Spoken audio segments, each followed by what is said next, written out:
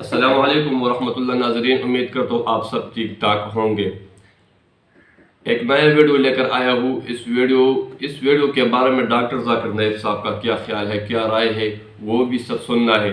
इस वीडियो में पूरा पता चल जाएगा। तो अगर इस चैनल पर आप न्यू है तो चैनल सब्सक्राइब करें एंड बेल आइकन को भी दबाएं। तो चलते हैं हमारे साथ वीडियो फुल देखते हैं। मैं केरला गया था, मैंने बीफ खाया, कोई बुरी चीज़ मैं नहीं मानता हूँ। दुनिया खाती है, वो सब बुरे लोग हैं, आप ही साधु संत हैं। वंडरफुल। गाय को मैं घोड़ा और कुत्ता से ज़्यादा नहीं मानता हूँ, जानवर है। आप में मगर पगलेटी भरी हुई है, माता माता माता पागलों जैसे चिल्ला रहे हैं। आप गाय को माता मानते हैं? बताइए, सोचिए, कोई जानवर किसी इंसान की माता हो सकती है? ज़रा दिमाग है आपको कि गोबर भरा हुआ है? आप कहते हैं बीफ खाना बुरी चीज़ है। अरे दुनिया बीफ खाती है भाई। अमेरिका खाता है, यूरोप खाता है, अरब countries, Russia, China, Japan, Australia, Pakistan, Afghanistan, Thailand. उन्होंने कहा था कि गाय पशु है, वो इंसान की माँ कैसे हो सकती है? ये लोग चिल्लाते रहते हैं गौ माता गौ माता गौ माता। स्वामी विवेकानंद जी से पूछा गया था विदेश में कि आपके भारत में किस जानवर का दूध सबसे अच्छा होता है? तो स्वामी विवेकानंद जी ने कहा था कि भैंस का दूध सबसे बेस्ट होता है। विदेशी लोगों ने कहा कि आपके यहाँ तो गाय का दूध अच्छा माना जाता है, आप भैंस का बोल रहे हैं। तो स्वामी विवेकानंद जी ने कहा था कि आपने पूछा है किस जानवर का दूध अच्छा है, तो भैंस जानवर है, गाय जानवर नहीं है। गाय हम सब की माँ है, वो जानवर के रूप में है हम सब की माँ। अब वो माँ है, ये कैसे सिद्ध होगा? आइए समझते हैं। गाय माँ क्यों है?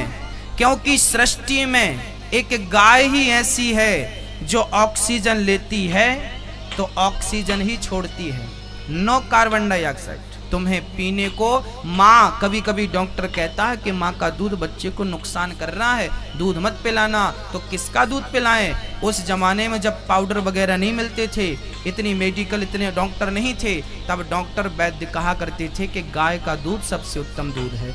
दूसरी बात, गाय को क्यों माँ कहते हैं? वो रिटायर जो जज थे ना, वो ये भी कहते थे कि हम तो गाय का मांस खाते हैं। इस दुनिया में केवल गाय का मूत्र ही पीने लायक है और किसी का मूत्र पीने लायक नहीं।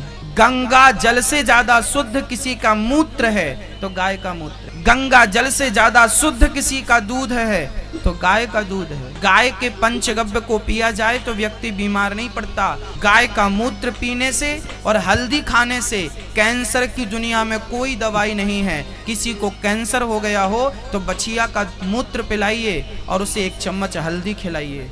इंसान कितना चालाक है, सीधा साधा जानवर हो तो अम्मा बना लेता है। शेरनी को भी अम्मा कहो, पुत्र होना भूल जाओगे। मिसेस चीता को अम्मी कहो, घर का रास्ता भूल जाओगे। सीधी सादी दूध देने वाली माता है। लॉजिकल कि मेरी माँ वही है जिसकी कोख से मैंने जन्म लिया, माता वही है जिसकी कोख से पुत्र ने जन्म लिया। तो अगर यही माता है तो क्या इसकी कोख से जन्म लिया? मियाँ, माँ कहा है तो सच्चे पुत्र बनो, माँ कहा है तो लायक बेटा बन। जानते हो लायक बेटा कौन है? लायक बेटा वो है, हम हैं। क्यों? हम माँ का दूध पीते हैं, माँ का दूध बेचते नहीं। हमारी माँ प्यार के लिए है, कारोबार के लिए नहीं। आनंद भाई ने सवाल किया, वो कहते हैं कि वो मुझे दुबई से जानते हैं माशाल्लाह, और कई सालों से मेरे तकरीर सुन रहे, और वो कहते हैं कि उनके तजुर्बे के हिसाब से वो समझते हैं कि मुसलमान अच्छे लोग हैं, सच बोलते हैं, झूठ नहीं बोलते, किसी का पैसा नहीं खाते। लेकिन एक उनको मुसलमानों के बारे में एक चीज़ जो खटकती है कि मुसलमान गाय का गोश्त क्यों खाते, वो उनका सवाल है।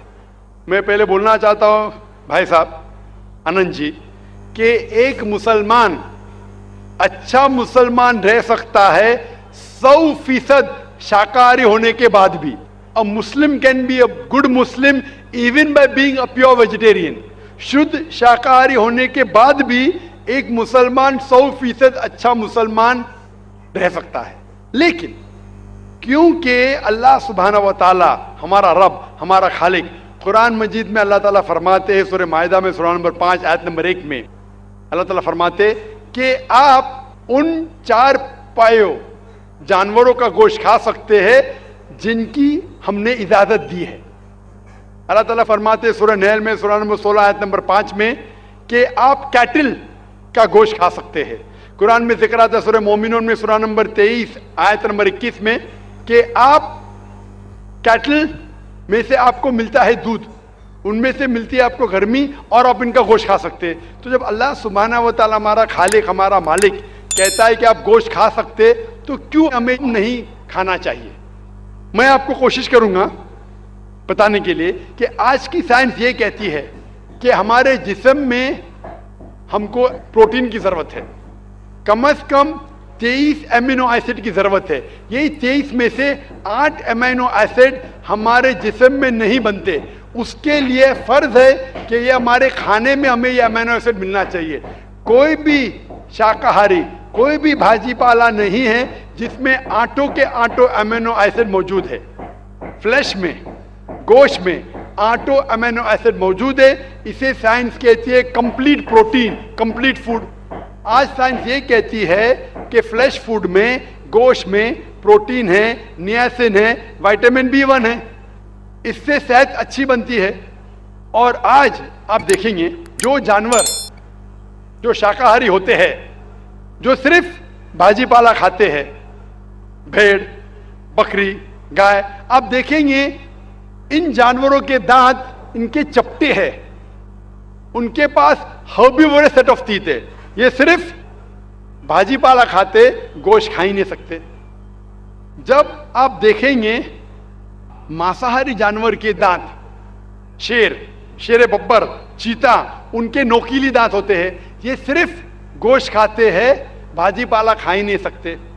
जब आप अपने दांत आईने में देखेंगे तो भगवान ने, ईश्वर ने, हमारे खालिक ने हमें दोनों दांत दिया है, चपटे दांत भी दिया है और नोकीले दांत भी दिया है। अगर हमारा ईश्वर चाहता था कि हम सिर्फ भाजी पाला खाए तो ये नोकीले दांत क्यों दिया? गोश्त खाने के लिए। आज की साइंस कहती है कि जो डाइजेस्टिव सिस्टम है हर्बीवोरस एनिमल का, गाय, भेड़, बकरी के, वो सिर्फ भाजी पाला डाइजेस्ट कर सकते, गोश्त को डाइजेस्ट कर ही नहीं सकते। जो डाइजेस्टिव सिस्टम कार्निवोरस एनिमल का है, चीता, शेर बब्बर, ये सिर्फ गोश्त डाइजेस्ट कर सकते, भाजी पाला नहीं। लेकिन हम इंसानों को अल्लाह ताला ने, हमारे ईश्वर ने स्मॉल इंटेस्टाइन भी दिया है, बिग इंटेस्टाइन भी दिया है। हम भाजी पाला भी डाइजेस्ट कर सकते, गोश्त भी डाइजेस्ट कर सकते। अगर हमारा ईश्वर चाहता था कि हम सिर्फ भाजी पाला खाए तो हमें ये डाइजेस्टिव सिस्टम क्यों दिया जो गोश्त को भी डाइजेस्ट कर सकता है?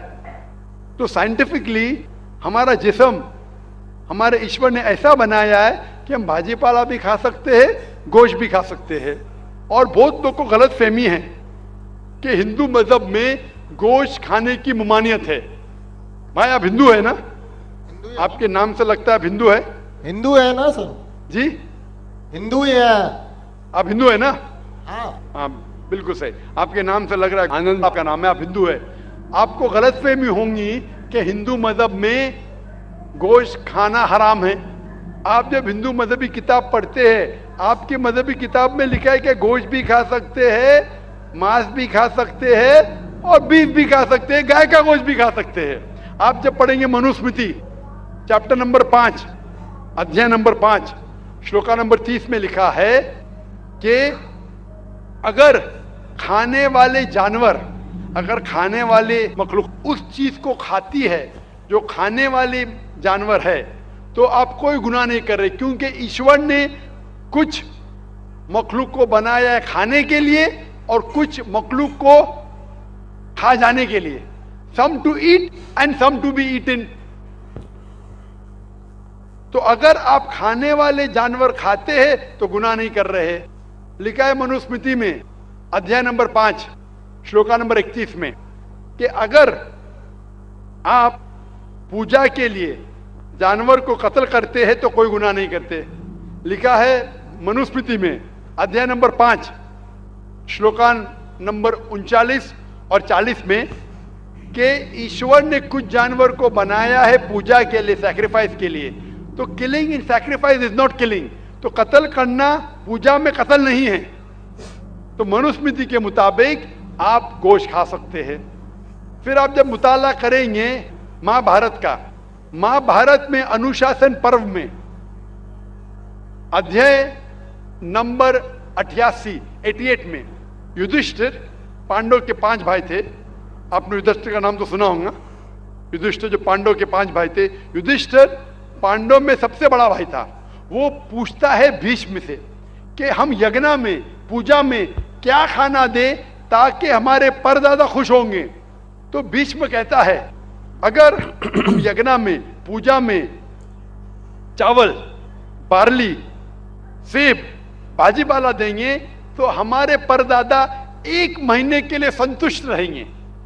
अगर हम मछली देंगे तो 2 महीने के लिए, अगर गोश्त देंगे 3 महीने के लिए, अगर खरगोश देंगे तो 4 महीने के लिए, अगर बकरी देंगे तो 5 महीने के लिए, अगर सुअर देंगे तो 6 महीने के लिए, अगर परिंदा देंगे तो 7 महीने के लिए, अगर हिरन देंगे तो 8 महीने के लिए, अगर बैल देंगे तो 11 महीने के लिए, अगर गाय देंगे तो पूरे 1 साल के लिए हमारे परदादा संतुष्ट रहेंगे।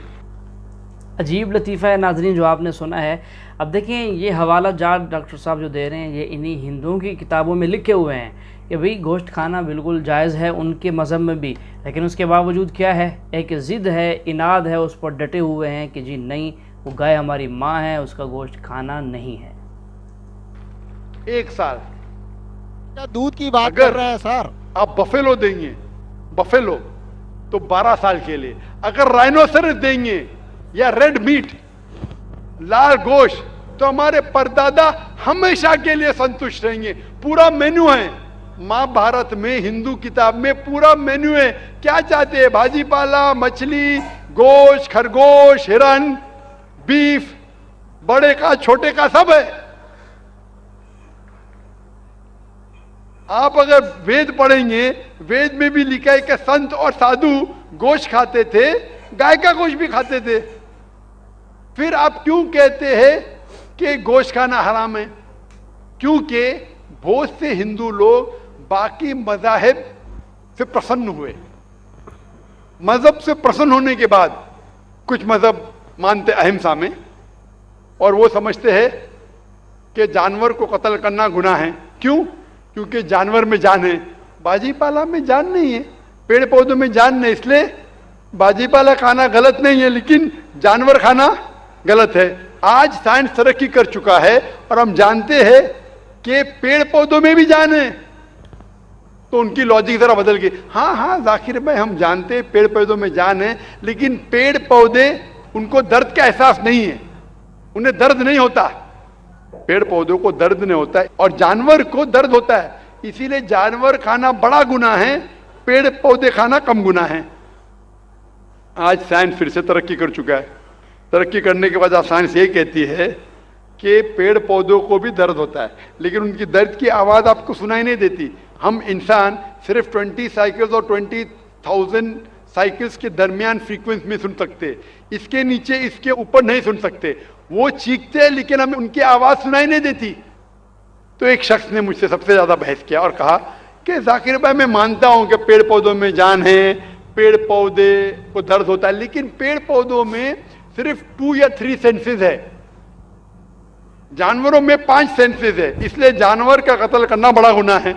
तो मैंने उससे पूछा कि अगर आपका भाई पैदा होता है 2 सेंसेस कम के साथ, वो सुन नहीं सकता है और बात भी नहीं कर सकता है, गूंगा है और बहरा है, जब वो बड़ा होता है और अगर कोई इंसान उसका कत्ल करता है, तो क्या आप जाके कहेंगे जज से, मिलॉर्ड कातिल को कम सजा दो क्योंकि मेरा भाई गूंगा था, बहरा था, वो सुन नहीं सकता था, बात नहीं कर सकता था?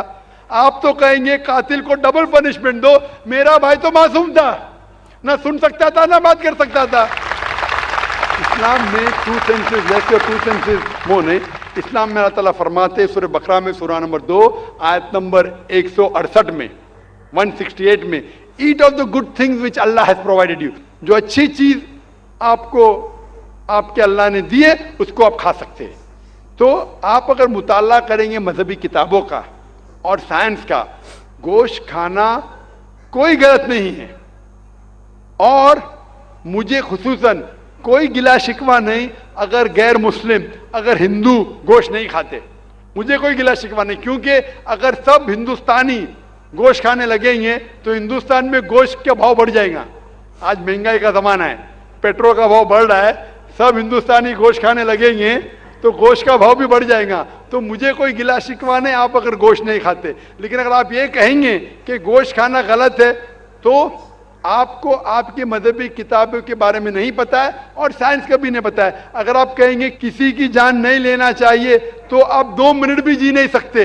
हम जो सांस ले रहे हैं ये जर्म्स है, जर्म्स में भी जान है, आप सांस लेने से उनका कत्ल कर रहे हैं तो आप जी नहीं सकेंगे। इस्लाम में यह है कि जो चीज की इजाजत है वो आप खा सकते हैं, जो हराम है उसको नहीं। नाज़रीन, वीडियो आपने देखा, डॉक्टर जाकिर नाइक साहब ने किस तरह एक्सप्लेन किया है, बहुत ही अमेजिंग, बहुत ही खूबसूरत तरीके से उन्होंने कैसे आंसर दिए हैं। तो इस तरह खूबसूरत वीडियोस के लिए इस चैनल को ज़रूर सब्सक्राइब करें एंड बेल नोटिफिकेशन को भी दबाएं। शुक्रिया, तब तक के लिए अल्लाह हाफिज़।